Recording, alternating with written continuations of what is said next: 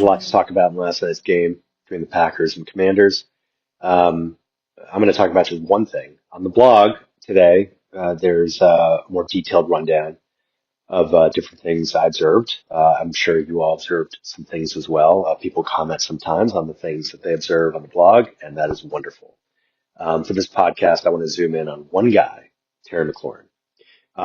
He was my WR 18th ranked wide receiver this summer, compared to a 15 ADP. Um, I was kind of cowardly about it because I wanted to fade him, but I couldn't quite really truly fade him because there weren't enough guys below him that I felt I could move up above him. But I was anxious. And the reasons I was anxious, multiple reasons. I mean, Jaden Daniels I had as overvalued. I think he was the QB3 in ADP. He might have been like the QB7 or 8 on my draft board, because I just, did not, I thought that, yeah, it was I'm just looking QB8 on my draft board compared to a QB3. I did a podcast about him and talked about how what he did last year, people are assuming is his floor. And I question whether it might be his ceiling, or at least his near-term ceiling. The same is true for Terry McLaurin, who crushed it last year. His ADP was adequate, in terms of like WR 15 for a 29-year-old, number one receiver, in an ascending offense. Seemingly, it makes sense. But because I was down on Daniels, I couldn't justify, being high on McLaurin. They added Deebo Samuel. Daniels hasn't passed very much. So there was just this question of how much more is he going to get? Is what he did last year kind of the apex of his career going forward? One of the stats that jumped out at me this summer, and I want to talk about it again because it's relevant, is his targets.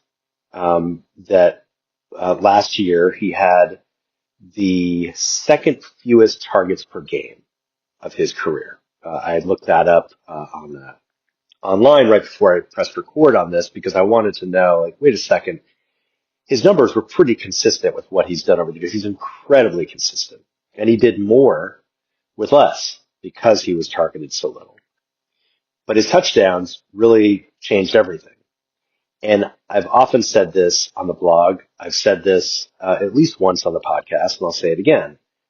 If you're drafting based on touchdowns, then I think that is far riskier than drafting based on targets.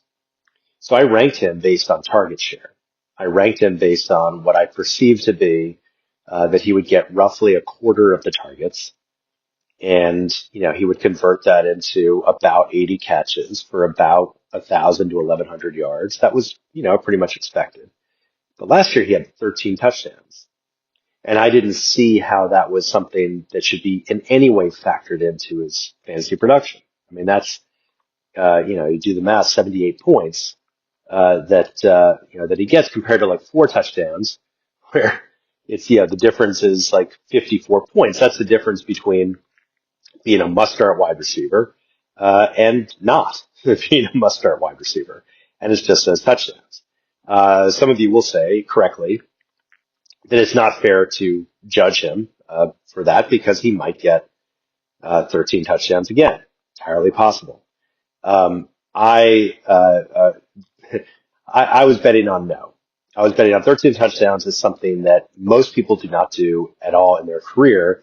McLaurin happened to get the perfect storm of production. I think he was like number 2 in the league behind Jamar Chase in receiving touchdowns. And that just didn't seem like, for a low passing team, that didn't seem like something that was replicable. If he had been somewhere in the 4 to 5 touchdown range where he's been for a lot of his career, for example, he would have been kind of in the Jordan Addison territory, like top 20 to 24 or something like that. Still great, but not where he was, which was, I think it was the WR7 last year. So touchdowns was the key. His target share probably wasn't going to go up this year.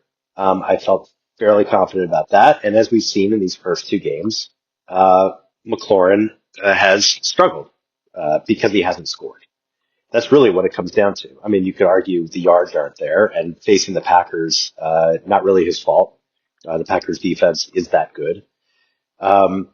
But if you have McLaurin and you're saying, well, this is just a slow start, he'll turn it around, consider the fact that turning it around requires touchdowns for him. He's probably not going to increase his target share. He's probably not going to increase his yards. And he is stuck right now in this kind of, you don't want to sell him for cheap because he's still the number one. But at the same time, if you invested in him based on what he did last year, based on his ADP, unfortunately, in my view, you're not going to get that unless he basically runs the table on touchdowns the rest of the season. My suggestion would be to try to wait for an easy matchup where he goes off and then sell high. Maybe it's when he first scores. And hopefully for you, it's he scores in the next game.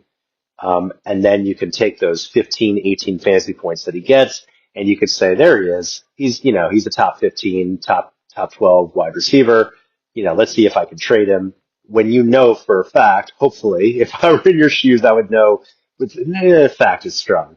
I would know with some certainty that he isn't. But to trade him at that value, I think is the best play.